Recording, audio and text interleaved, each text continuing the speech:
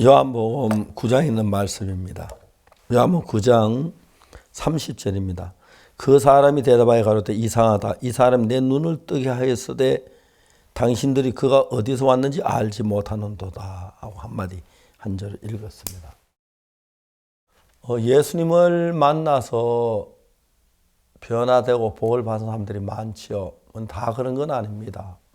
특히 요한복음에는 예수님 직접 만난 대화를 나누는 이야기를 요한은 많이 기록했는데 요한복음 3장에 니고데모가 예수님 만난 이야기가 나오고 요한복음 4장에는 그 사마리아 여자가 예수를 만난 이야기가 나오고 5장에 38년 된 병자 그리고 9장에 날 때부터 소경된 사람들이 예수님을 만납니다. 어떤 사람이 예수님 만나지만 별다른 것이 없이 그냥 지나가는 사람들이 있고 어떤 사람은 예수님 그 안에 역사하는 분들이 참 많습니다. 그런데 이제 예수님을 만나자마자 38년 된 병자는 안식일인데 예수님이 그 병을 고치셨다고. 참된 안식일의 의미는 쉼이기 때문에 병에서도 쉼을 주는 그게 진짜 안식일인데 그게 노동원의 병을 고치는 노동을 했다고 해서 예수님 핍박받는 그런 이야기가 나오고 있는 겁니다. 정말 이 병 속에 매일 고통하다가 병에 벗어난 이 사람 얼마나 행복했겠습니까? 그런데 사람들은 이 사람을 통해서 예수님이 안식일에 눈은 뜨는 일을 했다고 이제 막 그들이 예수님을 핍박하고 그랬죠. 근데 이제 사람들이 이 눈멀었던 소경에게 와서 말아요. 넌 영광을 하나님께 돌려라. 그렇게 말합니다. 그래서 하는 말이 그 사람들이 말하지요.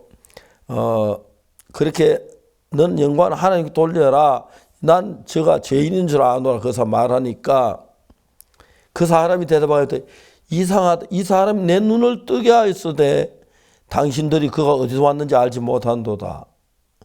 하나님이 죄인은 듣지 아니하여 경건하게 그 뜻대로 하는 자를 들으시는 우리 아나이다.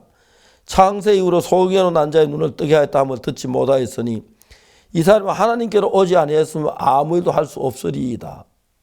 그러니까 이제 저희들이 욕하면서 네가 죄 가운데 나서 우리를 가르치느냐 하면서 이제 너는 그의 제자 난 저 모세의 제자다 이렇게 얘기하는 사람들을 볼 수 있습니다. 다시 말하면 니고데모는 아예 예수님 말씀 한마디 받아들이질 않았고 사마리아 여자는 예수님 말씀을 듣고 믿어서 자기만 그 동네 많은 사람 복음을 이틀 더 유한 복음을 듣게 했고 그래서 38년 된 병이 나았는데 너 왜 안식인데 자리 들고 걸어가냐?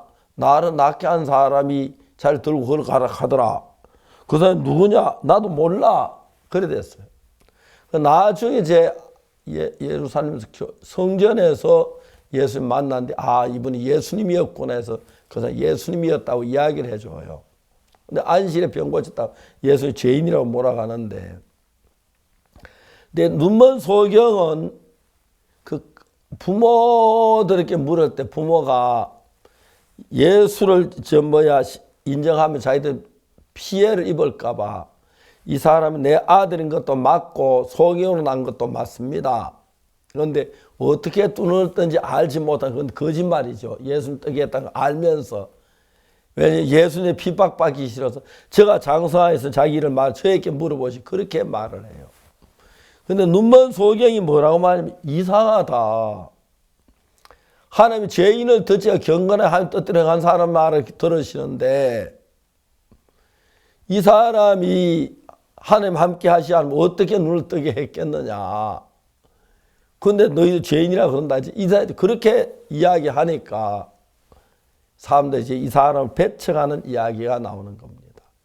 그러니까 이 눈먼 속에 눈을 뜨고 난 뒤에 예수님과 한 마음이 돼서 복음을 달려가고 예수님에 달려가니까 예수님 배척당하니 시니까 이 사람도 배척을 당하고 예수님 어려움 겪지만은 눈먼 속에 또 눈을 뜨다니 얼마나 놀라운 일입니까. 그래 기뻐하고 정말 이런 당하는 일이 있고 어떤 사람은 눈은 떴지만 그냥 38년 된 병자는 그냥 날 고치 예수님이라고 하지 거기 예수님 위하는 그런 면이 전혀 없고 그런 사실들을 보죠. 그와 마찬가지로 우리가 예수님을 위해서 우리가 제사함 받고 은혜를 입었으면 똑같이 예수 같이 걸어가 예수님이 모욕을 당하고 우리도 모욕 당하고 욕도 얻어먹고 핍박당하고 당연한 일인데 예수님은 우리를 위해 핍박을 받으셨지만 우리가 그냥 육으로 사는 예수님 어려움 안 당하고 살려고 그런 생각 때문에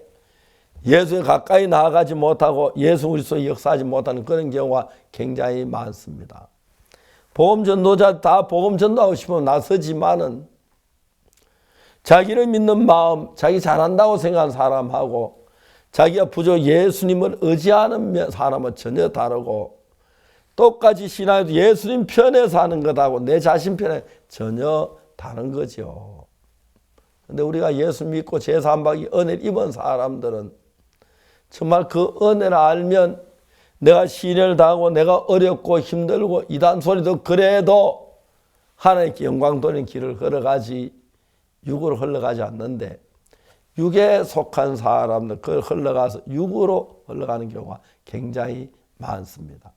그게 별거 아닌 것 같아도 그것 때문에 신앙의 노선이 정해져서 처음부터 주님을 담대히 나가지 않는 사람들 끝까지 그래서 무슨 일을 만날 때도 머뭇하지 힘있게 달려나가질 못하는데 복음을 향해 처음부터 힘있게 달려간 사람들은 무슨 일을 만나도 힘있게 일어나고 또 우리가 전하는 이 복음에 어디든지 반대한 대적이 많고 사탄의 역사가 많기 때문에 핍박을 당하고 어려움 겪지만 전혀 문제가 안 되는 건 하나님 믿는 믿음으로 이어지는 거거든요. 이번에 저희들이 하나님 은혜로 K호텔에서 1,500명 되는 언론인들 그리고 기독교 지도와 같이 모임을 가졌습니다. 몇몇 분들이 나와서 이야기가 너무 좋았고 참 잠비아 대사님 나와서 쭉 이야기가 참 좋았습니다. 그리고 저도 그날 우리가 제사함 받은 그런 이야기를 했는데 너무 은혜로웠습니다. 이런 복음의 일이 일어나면 항상 핍박도 있고 어려움도 있는데 그러나 이 복음이 너무 귀하기 때문에 좀 어려움 겪지만 문제가 있지만 하나님 앞에 담대하게 복음 달려가는 거 얼마나 감사한 일인지 모릅니다. 어떤 사람들은 조그만 체면 때문에 위치 때문에 어려움 당할까 봐 주저주저하고 머뭇한 사람이 많은데 예수님 핍박당해서 우리도 핍박당해야 하고 예수님 비난받아 우리도 비난받아야 하고 예수님을 닮아가는 그런 삶을 살면서 복음을 전해서 예수님이 죽어가는 사람 살린 것처럼 우리도 죄에 빠진 사람 건져 살리는 이 귀한 일에 쓰임받는 게 얼마나 감사한 일인지 모릅니다. 이제 봄이 됐고 또 코로나가 점점 정리되어 가면서 삶이 좀 더 자유로워지는데 이제 코로나 때문에 참 많은 교회가 성도들이 줄고 교회 문을 닫는 경우가 굉장히 많다고 하는데 또 저들 교회는 더 힘있게 일어나 주셔서 감사하고 이런 어려움이 담대하게 복음을 내 증거해서 하나님 기뻐하시게 하는 삶을 살면 좋겠다는 생각이 들었습니다. 감사합니다.